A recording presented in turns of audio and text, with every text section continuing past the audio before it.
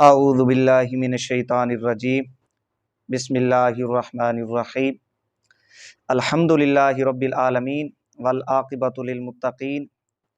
الصلاۃ والسلام علی سید الانبیاء والمرسلین اما بعد۔ سامعین و ناظرین، ہماری آج کی اس ویڈیو میں وہابی دیوخانی فرقہ کے مولویوں کی جانب سے میلاد شریف کی تاریخ پہ ایک کیے جانے والے اعتراض کا جواب دینا ہے۔ سامعین و ناظرین، جب بھی ربیع الاول شریف کا مہینہ آتا ہے تو بڑے شیطانوں کے ساتھ ساتھ چھوٹے شیطان بھی متحرک ہو جاتے ہیں،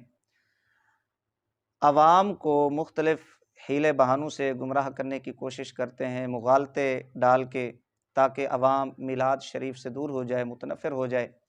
اور میلاد شریف کو کسی طرح متنازع بنایا جائے عوام میں۔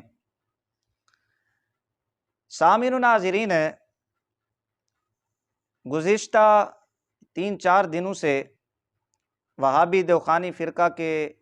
متعدد مولویوں کی ویڈیوز سنی ہیں، جس میں وہابی دیوخانی فرقہ کے کذاب مولوی ابو ایوب اور ہندوستان سے تعلق رکھنے والا مولوی عمیر قاسمی بھنگی یہ کافی عرصہ خاموش رہا، پھر اس کو پتہ نہیں کون سے کیڑے نے تنگ کیا اور میلاد شریف پہ اعتراض کرنے آ گیا۔ اسی طرح وہابی دیوخانی فرقہ کے کذاب مکار مولوی نجیب دیوخانی صاحب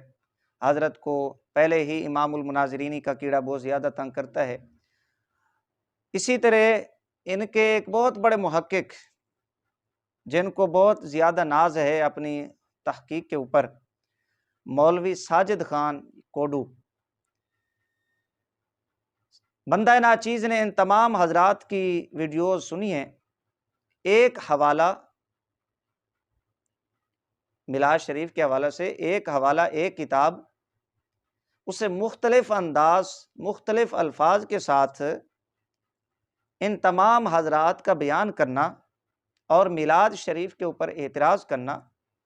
یہ ان کے بغض رسول کو ظاہر کرتا ہے۔ بھئی حوالہ ایک ہے، عبارت ایک ہے، کتاب ایک ہے جہاں سے یہ پیش کرتے ہیں، لیکن انداز سب کا مختلف ہے، الفاظ مختلف ہیں، بڑاس ان کے جو ہے متعدد مولوی حضرات نکال رہے ہیں۔ یہاں سے آپ یہ یقین کر لیں کہ میلاد شریف اور رسول اکرم صلی اللہ علیہ وآلہ وسلم کے ذکر خیر، نبی علیہ الصلوۃ والسلام کی ولادت باسعادت کا ذکر، اس کا بغض ان کے دلوں میں کتنا ہے۔ سامعین و ناظرین، اعتراض کی جانب ذرا آ جائیں۔ ایک عبارت پیش کر کے اعتراض یہ کرتے ہیں یہ چاروں حضرات، ممکن ہے کوئی اور بھی شامل ہو ان کے ساتھ، میرے پاس 4 ویڈیوز آئی ہیں ان کی اسی حوالہ سے۔ اعتراض یہ کرتے ہیں کہ جی یہ دیکھیں، ان کی کتاب میں لکھا ہوا ہے کہ بر صغیر ہندوستان میں پہلے میلاد شریف کی تاریخ متعین نہیں تھی اور میلاد شریف نہیں منایا جاتا تھا۔ علامہ نور بخش صاحب رحمۃ اللہ تعالیٰ علیہ توکلی، سید جماعت علی شاہ صاحب رحمۃ اللہ علیہ، ان تمام حضرات نے ایک اجلاس کر کے، ایک میٹنگ کر کے سرکار سے یہ تاریخ متعین کروائی اور چھٹی قرار دلوائی، اور میلاد شریف کا پھر اہتمام ہوا، اور پھر وہاں سے یہ سلسلہ آج تک جاری و ساری ہے۔ جو روح سخن ہے وہ مولوی ساجد خان صاحب ہوں گے۔ اعتراض چونکہ سب کا ایک ہے، انہوں نے کچھ 2-3 باتیں اور بھی کی ہیں، انشاءاللہ العزیز ان کا بھی جواب دوں گا۔ ایک بات یہ کی کہ جی ہمارے بریلوی حضرات غیر مقلدین اہل حدیث وہابیوں کو وکٹورین کہتے ہیں، اس وجہ سے کہ اہل حدیثوں نے اپنا نام جو اہل حدیث ہے یہ جو ہے انگریز سرکار سے لکھوایا تھا، اپنا مذہب رجسٹر کروایا تھا، تو یہ انہیں وکٹورین کہتے ہیں، لہٰذا یہ بھی جو ہیں وکٹورین ہیں۔ انہوں نے میلاد شریف کی تاریخ وہ بھی سرکار سے متعین کروائی ہے اور ان سے رجسٹر کروائی ہے۔ سامعین و ناظرین، یہ اب اعتراض تھا جو ان کی جانب سے کیا گیا۔ دیکھنا اب یہ ہے کہ میلاد شریف کی جو تاریخ ہے وہ کب متعین ہوئی۔ کیا بر صغیر میں ہندوستان کے اندر 1912 سے پہلے میلاد شریف نہیں تھا؟ ہم اگر کتابوں کو پڑھیں، بلکہ وہابی دیوخانی فرقہ کے جو بڑے اکابرین ہیں، مولوی قاسم نانوتوی صاحب، رشید احمد گنگوہی صاحب اور خلیل امبیٹوی صاحب، مولوی اشرف علی تھانوی صاحب، ان کے جو پیر و مرشد تھے حضرت حاجی امداد اللہ مہاجر مکی رحمۃ اللہ تعالی علیہ، میلاد شریف وہ بھی کیا کرتے تھے،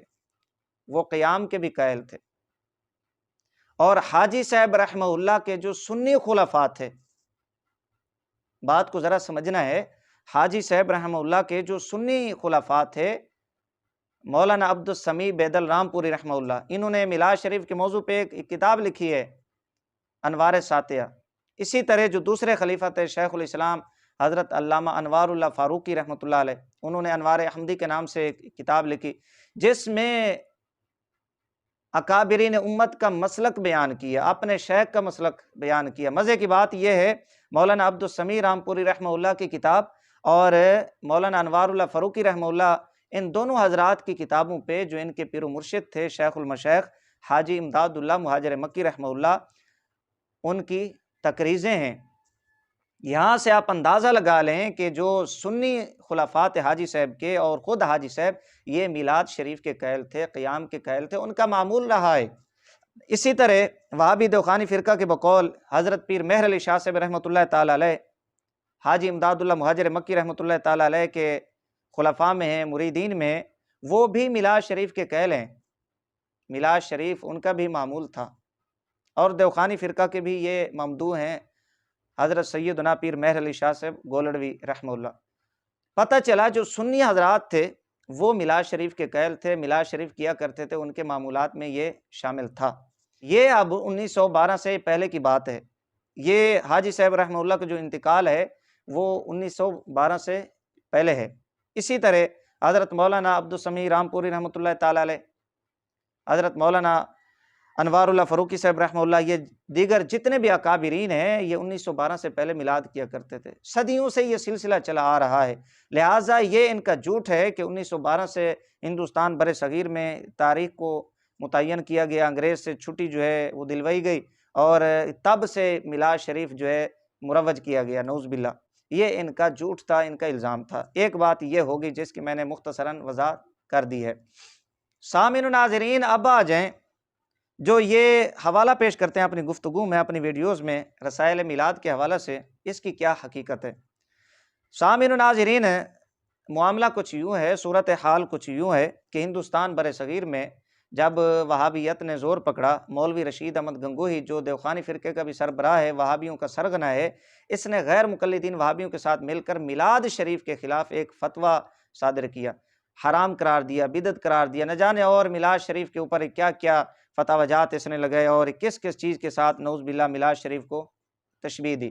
تو اب جو حاجی صاحب رحمہ اللہ کے صحیح خلفاء تھے، مولانا عبد السمیع صاحب رام پوری اور مولانا انوار اللہ فاروقی اور دیگر حاجی صاحب کے جو خلفاء تھے، صحیح العقیدہ سنی تھے اور مشائخ عظام تھے، انہوں نے جب اس کے فتوے کا رد کیا، اس کی گرفت کی، احتجاج کیا، تو جب یہ اپنی اس سازش میں ناکام ہوا، اس نے چونکہ وہابیت کو پھیلانا تھا، تو پھر ان لوگوں نے ایک اور حربہ استعمال کیا، طریقہ استعمال کیا۔ وہ کیا تھا کہ میلاد شریف سے لوگوں کو متنفر کرنے کے لیے، بدظن کرنے کے لیے، میلاد شریف کی جو تاریخ تھی 12 ربیع الاول، اسے متنازع کرنا شروع کر دیا کہ 12 ربیع الاول شریف رسول اکرم صلی اللہ علیہ وآلہ وسلم کا یوم میلاد نہیں ہے بلکہ 8 یا 9 ہے۔ تو جب یہ سلسلہ زور پکڑا تو علماء اہل سنہ و جماعت نے کیا کیا، ایک اجلاس بلایا، میٹنگ بلائی، تو اس کے اندر یہ طے پایا کہ ایک دن متعین کیا جائے جو جمہور کا موقف ہے۔ اب ظاہر ہے اس وقت حکومت مسلمانوں کی نہیں تھی، یہ تقسیم نہیں ہوئی تھی، بھارت، پاکستان یا یہ ایشیا کے، اس وقت چونکہ ہندوستان بر صغیر تھا، سارے ممالک جو ہے وہ ایک ہی جو مملکت تھی اس میں شامل تھے، تو اس وقت جو حکومت تھی اس کے پاس یہ درخواست بھیجی کہ جی ہمارے مذہبی ایام میں سے ایک بہت بڑا دن جو تمام ایام کی اصل ہے، رسول اکرم صلی اللہ علیہ وآلہ وسلم کی ولادت باسعادت کا دن، اس دن کو خاص نسبت ہے کہ نبی علیہ الصلوۃ والسلام دنیا میں تشریف لائے، لہٰذا یہ ہم نے متعین کیا ہے۔ یہ بات بالکل ایسے ہی ہے 1973 میں بقول دیوخانی فرقہ کے، دیوبندیوں کے، وہابیوں کے، یہ کریڈٹ لیتے ہیں کہ ہمارے اکابرین نے مرزا قادیانی اور اس کے ماننے والوں کو اقلیت غیر مسلم قرار دلوایا، حالانکہ تاریخ یہ ہے، سچ یہ ہے، حقیقت یہ ہے، دیوخانی فرقہ کے مولویوں میں سے بعض نے دستخط ہی نہیں کیے تھے قادیانیوں کو کافر قرار دینے کے لیے، ان کے دستخط نہیں ہیں۔ قادیانیوں کو راستہ فراہم کرنے والے یہی لوگ ہیں، یہ کیسے انہیں غیر مسلم اقلیت قرار دلوائیں گے؟ بقول ان کے یہ کہتے ہیں ہم نے جی 1973 میں یہ کیا وہ کیا، اس وقت حکومت کس کی تھی؟ ذوالفقار علی بھٹو کی۔ وہابی دیوخانی فرقہ کے مولویوں کے مطابق یہ کٹر شیعہ تھا، اور جو شیعوں کے متعلق وہابی دیوخانی فرقہ کے فتاوی جات ہیں وہ سب کے سامنے ان کی کتابوں میں لکھے ہوئے ہیں، یہ بات بالکل ایسے ہی ہے۔ اسی طرح دوسری مثال یہ آپ سمجھیں، منظور نعمانی کا بیٹا عتیق الرحمن سنبلی نعمانی، خالد محمود جو مر کر مٹی میں مل گیا، ان کا بہت بڑا محقق، یہ تمام کا ممدوح ہے، اقبال نگونی اور دیگر جو وہابی دیوخانی فرقہ کے مولوی حضرات لندن میں رہا کرتے تھے، غیر مسلم ممالک میں رہتے ہیں، وہاں کے پاسپورٹ حاصل کیے ہوئے ہیں، وہاں کے شناختی کارڈ انہوں نے حاصل کیے ہوئے ہیں، کیا وہاں پر مسلم لکھا ہوا ہے غیر مسلم لکھا ہوا ہے؟ ظاہر ہے یہ اپنے تئیں مسلمان انہوں نے لکھوائے۔ اب مسلمان کس نے لکھا؟ ظاہر ہے وہاں پر حضرت خواجہ اجمیری رحمہ اللہ تو نہیں تھے کہ ان لوگوں کو مسلمان کا سرٹیفکیٹ دیں گے، حضرت بھائی یزید بستامی رحمۃ اللہ تعالیٰ علیہ تو نہیں بیٹھے تھے کہ ان لوگوں کو یہ کہیں گے کہ چلیں ہم آپ کو مسلمان یہاں پر لکھ دیتے ہیں۔ وہاں پر وہی گورے بیٹھے ہیں، کافر ہیں، یہودی عیسائی بیٹھے ہیں، انہوں نے لکھ کر دیا ہے، یہاں پر تو کسی کی زبان نہیں کھلتی۔ یہ بالکل معاملہ ایسے ہی ہے، وگرنہ میلاد شریف پہلے سے بھی منایا جا رہا تھا، تاریخ بھی جمہور کا اور علماء امت اکابرین کا یہی موقف ہے کہ 12 ربیع الاول شریف ہے۔ صرف ان لوگوں کا راستہ روکنے کے لیے، چونکہ یہ انتشار پھیلا رہے تھے اور میلاد شریف سے لوگوں کو متنفر کر رہے تھے، یہ وہاں پر کہا گیا کہ جی اس دن کو مسلمانوں کی جو ثقافت ہے، اسلامی تاریخ ہے، اس میں آپ رجسٹر کر لیں۔ ظاہر ہے اس وقت جو مسلمانوں کے ایام تھے، عید کے دن بھی درج تھے، دیگر ہمارے جو ایام ہیں وہ بھی وہاں پر رجسٹر تھے کہ یہ مسلمانوں کے تہوار ہیں، مسلمانوں کے ایام ہیں، وہاں پر تو کسی کو اعتراض نہیں ہوتا۔ صرف میلاد شریف پہ اعتراض کیوں ہوا؟ یہاں سے پتہ چلا کہ اصل درد کچھ اور ہے، یہ معاملہ ایسے تھا۔ اچھا، یہاں پر میں ایک حوالہ اور پیش کر دیتا ہوں اس پہ تاکہ بات مزید واضح ہو جائے۔ ایک ویڈیو کے اندر میں نے مفتی محمد شفیع قاسمی کے مضمون کا حوالہ دیا اور وہاں سے حوالہ جات کی ایک فہرست پیش کی کہ 12 ربیع الاول شریف نبی علیہ السلام کا میلاد ہے، 2 ربیع الاول شریف نبی علیہ السلام کی وفات ہے۔ اس کے ابتداء میں یہ بندہ کیا لکھتا ہے صفحہ نمبر 27 کے اوپر، جنوری سن 2015، اور اس کو ماہنامہ دارالعلوم دیوبند کے اندر لکھا گیا، اس مضمون کو شامل کیا گیا، شائع کیا گیا۔ کہتا ہے قدیم زمانہ سے یہ بات مشہور و معروف ہے کہ آخری نبی حضرت محمد مصطفیٰ صلی اللہ علیہ وآلہ وسلم کی پیدائش پیر کے دن 12 ربیع الاول شریف کو ہوئی، اور 12 ربیع الاول کو بر صغیر میں حکومت کی طرف سے چھٹیاں بھی ہوتی تھیں۔ 12 ربیع الاول کو حکومت کی جانب سے بر صغیر میں چھٹیاں بھی ہوتی تھیں، یہ دیوخانی فرقے کا مولوی لکھ رہا ہے۔ اچھا، یہ آگے کیا کہتا ہے؟ مگر افسوس نجیب پہ افسوس، ابو ایوب پہ افسوس، عمیر قاسمی بھنگی پہ افسوس، ساجد خان پہ افسوس۔ یہ کہتا ہے مگر افسوس کہ کچھ لوگ تاریخ ولادت کے بارے میں ایک مہم چلائے ہوئے ہیں، جیسے ان لوگوں نے چلا رکھی ہے، مہم چلائے ہوئے ہیں منظم انداز میں، غیروں کے اشاروں پہ، میلاد شریف کو متنازع بنانے کے لیے، عوام کو بدظن کرنے کے لیے ایک مہم چلائے ہوئے ہیں کہ رسول اللہ صلی اللہ علیہ وآلہ وسلم کی پیدائش 12 ربیع الاول کو نہیں ہوئی بلکہ 8 یا 9 کو ہوئی، اور کچھ مصنفین کے اقوال دلیل میں پیش کرتے ہیں۔ یہ دیوخانی فرقے سے تعلق رکھتا ہے مولوی، اعلیٰ حضرت کا ماننے والا نہیں ہے، کوئی سنی مولوی نہیں ہے، یہ تمہارے گھر کا ہے، تمہارے فرقے کا مولوی ہے، یہ تم پہ افسوس کر رہے ہیں، کہتے تف ہے، افسوس ہے ان مولویوں پہ جو نبی علیہ السلام کی ولادت باسعادت کے دن کو متنازع بنا رہے ہیں، ایک مہم چلائے ہوئے ہیں۔ اچھا، مگر سچ بات یہ ہے کہ جمہور علماء اہل سنہ و جماعت کے نزدیک رسول اللہ صلی اللہ علیہ وآلہ وسلم کی تاریخ پیدائش 12 ربیع الاول ہی ہے۔ سینکڑوں علماء کے اقوال کتابوں میں موجود ہیں۔ صفحہ نمبر 27 کے اوپر عنوان یہ دیا، ولادت نبوی 12 ربیع الاول اور وفات 2 ربیع الاول، ایک تحقیق۔ یہ مضمون لکھا مفتی محمد شفیع قاسمی نے، دیوخانی فرقہ سے تعلق رکھتا ہے۔ یہاں سے پتہ چلتا ہے کہ یہ دیوخانی فرقہ کے مولویوں کی جانب سے شرارتیں کی گئی ہیں۔ اسی طرح ان کو چھٹی پر بھی بڑا اعتراض تھا، بھئی چھٹی ہوتی ہے، یہ میلاد مناتے ہیں، یہ سرکار نے چھٹی جو ہے ان کو دے دی۔ یاد رکھیں چھٹی ہماری ایجاد نہیں ہے، یہ اللہ تعالیٰ نے خود چھٹی دی تھی فرشتوں کو۔ جی یہ حوالہ میری جانب سے عوام اہل سنت کے لیے بطور تحفہ ہے۔ یہ میرے پاس کتاب ہے رحمت للعالمین مولوی سید محمد عابد دیوبندی۔ اچھا اس کتاب پہ بڑے بڑے وہابی دیوخانی فرقہ کی مولویوں کی تقریضیں ہیں، یوں سمجھیں کہ آدھی دیوبندیت اس کتاب پہ تقریضیں لکھنے والی ہے۔ مولوی انور شاہ کشمیری ہو گیا، شبیر عثمانی ہو گیا، مولوی عبدالعلی ہو گیا، مولوی احمد سعید ہو گیا، اعزاز علی ہو گیا، سید اصغر حسین ہو گیا، مفتی کفایت اللہ ہو گیا، حبیب الرحمن عثمانی ہو گیا، یہ تمام کے تمام مولوی حضرات اس کتاب کے اوپر تقریضیں لکھنے والے ہیں۔ دیوخانی فرقے کا اصول ہے کتاب کا مقرض کتاب کا ذمہ دار ہوتا ہے۔ صفحہ نمبر 133 کے اوپر نقطہ لکھتے ہیں، شب ولادت تمام انبیاء اور مرسلین کے بادشاہ یعنی محمد مصطفیٰ صلی اللہ علیہ وآلہ وسلم کی ولادت کی رات ہے، اور ہمیشہ سے یہی دستور ہے کہ بادشاہوں کی پیدائش کے دن ہر ایک نوکر اور غلام کو تعطیل اور چھٹی دی جاتی ہے، اور شب قدر حضور رب العزت کے دربار کی حاضری کے وقت نوکروں اور غلاموں کو ہمیشہ سے زیادہ کمر باندھ کر نوکری پر مستعد ہونا پڑتا ہے، اور لباس اور انتظام بھی اور دونوں کے اعتبار سے زیادہ رکھنا پڑتا ہے۔ یعنی شب قدر اور شب ولادت مصطفیٰ صلی اللہ علیہ وآلہ وسلم ان میں فرق بیان کرتا ہے، کہتا ہے شب قدر میں تو لوگوں کو زیادہ مستعد ہونا پڑتا ہے، لباس عبادت ریاضت زیادہ کرنی پڑتی ہے، لیکن آگے لکھتا ہے پس مولا کے دربار کی حاضری کا لباس اور انتظام عبادت کی کثرت ہے۔ سبحان اللہ، اس غرض سے شب قدر میں اور دنوں سے زیادہ عبادت ثابت ہوئی۔ اور شب ولادت پھر سنیں، اور شب ولادت مبارک میں محض تعطیل اور چھٹی دی گئی۔ نجیب دیوخانی صاحب، مولوی ابو ایوب صاحب، ساجد صاحب، مولوی عمیر قاسمی بھنگی صاحب، ذرا یہ عبارت اپنے ابے کی دھیان سے سنیں، اور شب ولادت مبارک میں محض تعطیل اور چھٹی دی گئی، یہی باعث ہے کہ شب ولادت مبارک میں کوئی عبادت منقول مسنون نہیں ہوئی۔ سبحان اللہ سبحان اللہ سبحان اللہ، کیسے شہنشاہ دو عالم رحمت للعالمین سلطان الانبیاء صلی اللہ علیہ وآلہ وسلم کا ہمیں امتی بنایا۔ یہ اب وہابی دیوخانی فرقہ کی کتاب ہے، اور اس میں واضح طور پہ لکھا گیا کہ رسول اکرم صلی اللہ علیہ وآلہ وسلم کی ولادت باسعادت کی رات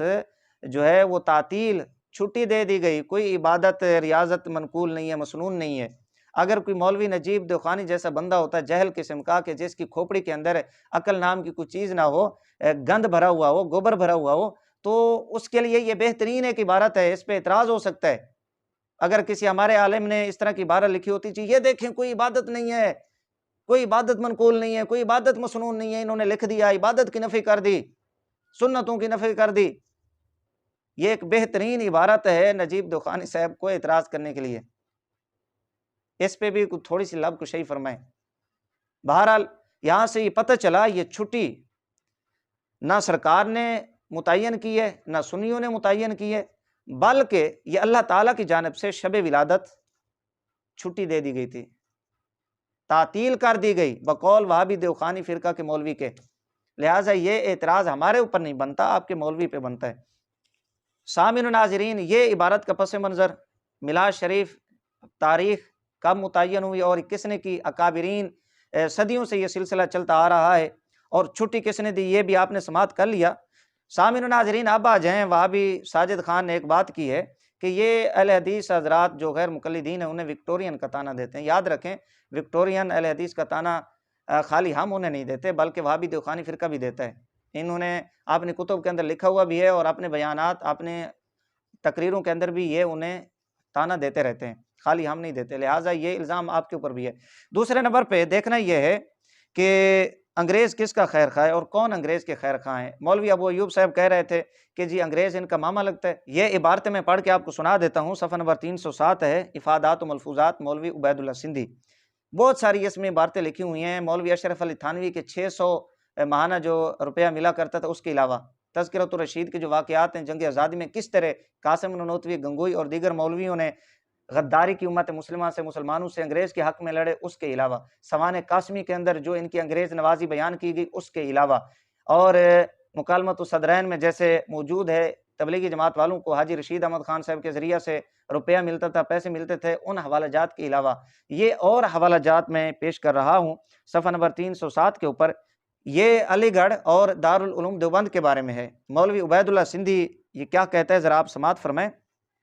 دارالعلوم دیوبند اور علی گڑھ ہر دو میں انگریز دشمنی کے باغیانہ جذبات ابھر رہے تھے۔ یعنی علی گڑھ اور دیوبند میں پہلے انگریز دشمنی نہیں تھی، انہوں نے ڈھونگ رچایا ہوا تھا، یہ کہتے ہیں باغیانہ جذبات ابھر رہے تھے، لیکن اتفاق سے دونوں درس گاہوں کے ارباب اہتمام اور اصحاب اختیار سرکار پرست تھے۔ صفحہ نمبر 307 کے اوپر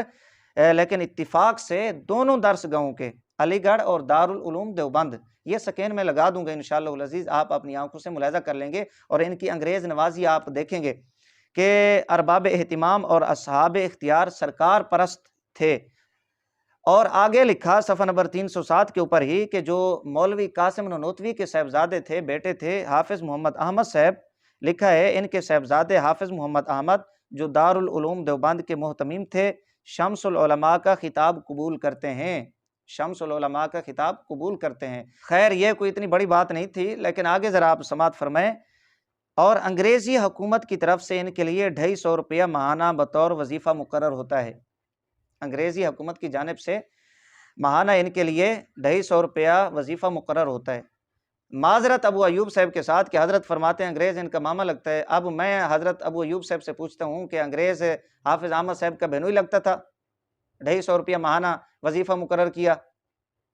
تمہارے مولویوں کو یہ پیسے دیتا رہا، کون سی رشتہ داری تھی؟ ذرا ہمیں بھی تو بتلائیں، ہمیں بھی تو پتہ چلے۔ تمہارا ماما لگتا ہے، چاچا لگتا ہے، بابا لگتا ہے، دادا لگتا ہے، بہنوئی لگتا ہے، کیا لگتا ہے تمہارا رشتہ کیا ہے اس کے ساتھ؟ 600 روپیہ اشرف علی تھانوی کو دیتا تھا اور حافظ احمد صاحب کا 250 روپیہ ماہانہ مقرر کیا، تبلیغی جماعت والوں کو پیسے دیتا تھا، وہ اتنا خیر خواہ تھا تمہارا، وہ دین اسلام کی اتنا خیر خواہ تھا، تبلیغی جماعت کو اس نے پروان چڑھایا؟ ذرا ہمیں بھی تو بتائیں وہ کون سا رشتہ ہے تمہارا؟ اور باقی جو ساجد خان نے بات کی وکٹورین، یاد رکھیں تھانوی صاحب ملکہ وکٹوریہ کو خواب کے اندر دیکھا کرتے تھے، اس کی مدح نہیں کیا کرتے تھے۔ ذرا اس کے ملفوظات کو پڑھیں، اس کی عبارتوں کو پڑھیں۔ یہ جھوٹے پروپگنڈے، یہ جھوٹی باتیں، اس طرح کی کچی باتیں، کمزور باتیں، کمزور دلائل یہ آپ نہ پیش کیا کریں۔ اسی میں آپ کی بہتری ہے، اسی میں وہابیت دیوبندیت کی بہتری ہے۔ آپ اس طرح کی باتیں کرتے ہیں تو ہم جواب میں اس طرح کی باتیں کرتے ہیں اور آپ کو پھر ذلیل ہونا پڑتا ہے، آپ پھر اپنے بڑے اکابرین کی بھی ذلت کا باعث بنتے ہیں۔